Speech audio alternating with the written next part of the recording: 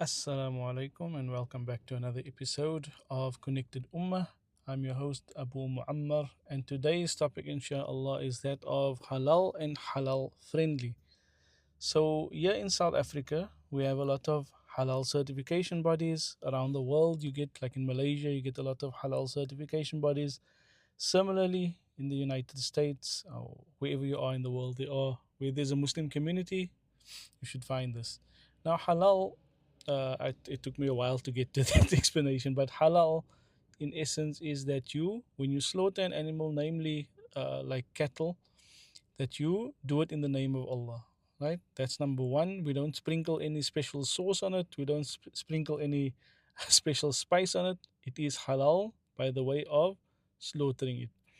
And then secondly, if the ingredients that are in it are found that is halal, then obviously it's halal, like natural things like water, fruits, and vegetables. Some things by default are just halal, like fish in the sea, whether it's alive or you find it dead, it is permissible and halal for you. So again, the first criteria, it's that of food stuff, and it is slaughtered in a way that it is that, sorry, getting mixed up here.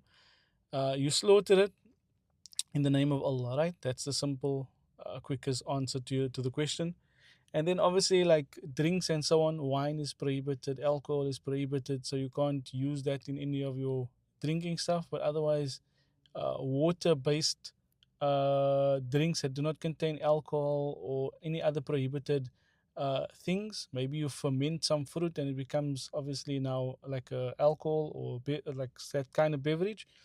And obviously that will not be permissible. But otherwise, drinks, cold drinks, soft drinks, whatever you want to call it, that is also by default, if there's no wrong ingredients in it, it will be halal. Secondly, now the big problem we're coming to, which is halal friendly. And halal friendly is a term defined by the owners of each individual establishment. It's what they understand of halal, and they call the shop halal friendly because they are not Muslim owned, first of all, and then they do not want to get the halal certification.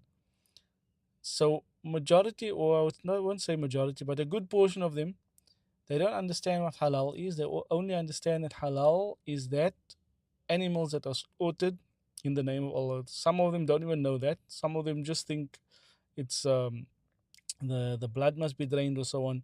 But it is also the setting of the restaurants. If there's alcohol around, Muslims won't even go there, even though the food might be halal friendly.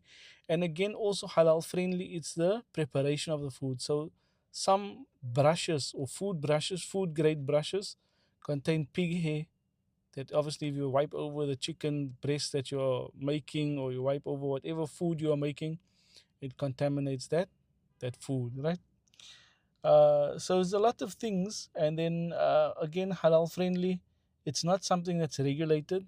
That's why I'm saying that each individual shop owner who's not Muslim will implement their version of halal friendly.